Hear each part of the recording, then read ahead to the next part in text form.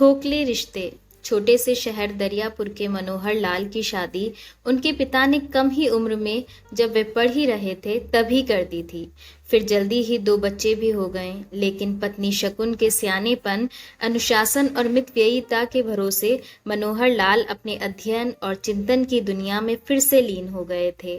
भाग्य ने उनका साथ दिया। मनोहर लाल का चयन सरकारी मुंसिफ के पद के लिए हो गया। तब उन्हें बड़े शहर का रुख करना पड़ा। प्रारंभ में शकुन और बच्चे माता पिता की देख रेख के लिए घर पर ही रह गईं। कालांतर में फिर कुछ बच्चों के दाखिला अच्छे स्कूल में हो जाने के नाम पर और कुछ सास ससुर की सेवा के नाम पर पत्नी का मन दरियापुर वाले घर पर ही रम गया। मनोहर बाबू को अच्छी पगार मिलती, जिसका मोटा हिस्सा वे घर भेज देते। बीच बीच में कभी शकुन आ जाती। बच्चों को लेकर घूमने फिरने उसे अब स्वतंत्र रहने की आदत हो गई थी। बच्चों के साथ मजे में कट रही है।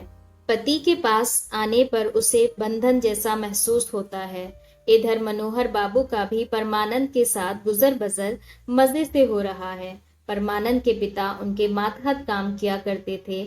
उसकी असामयिक मृत्यु के बाद वह बचपन से ही उनके साथ रह रहा है। मनोहर जी की ही प्रेरणा से वे पढ़ लिखकर उन्हीं के ऑफिस में चपरासी के पद पर नियुक्त हो गया था। उसकी शादी भी मनोहर लाल ने अपने ही मातहत की बिटिया के साथ करवा दी है। सब कुछ ठीक ही जा रहा था, मगर उम्र की अधिकता से अब उन्हें परिवार वालों की कमी अखरने लगी है। रिटायरमेंट में अब कुछ ही साल बाकी हैं।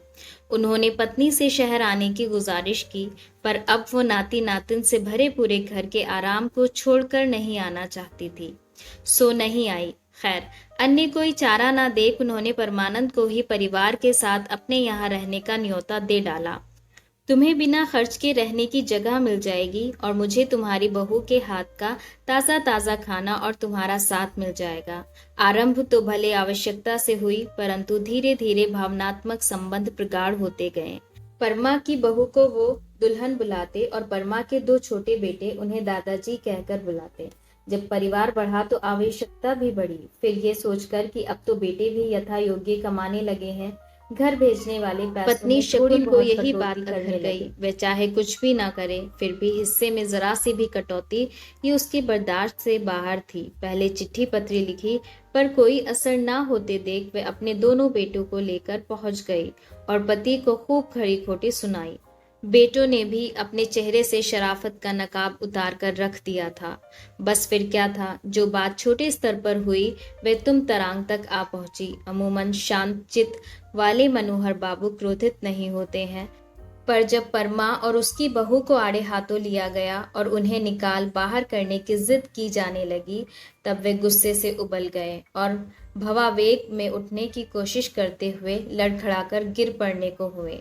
उस वक्त आपसी विवाद के कारण दोनों बेटे आगे नहीं बढ़े, लेकिन परमानंद जो वहीं पर शकुन और बेटों के भीषण क्रोध का कोप भाजन बन मूक दर्शक बना हुआ है, उसने ही भागकर उन्हें थाम लिया और उसके दोनों छोटे बच्चे दादाजी दादाजी कहते हुए उनके पैर से लिपटकर रोने लगे। शकुन और दोनों बेटे सटपटाकर चुप हो गए।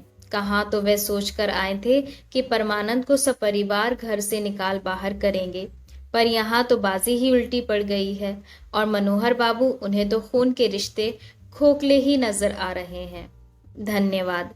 अगर आपको ये कहानी पसंद आई है तो like, comment, share and subscribe करना ना भूलें। Thanks for watching.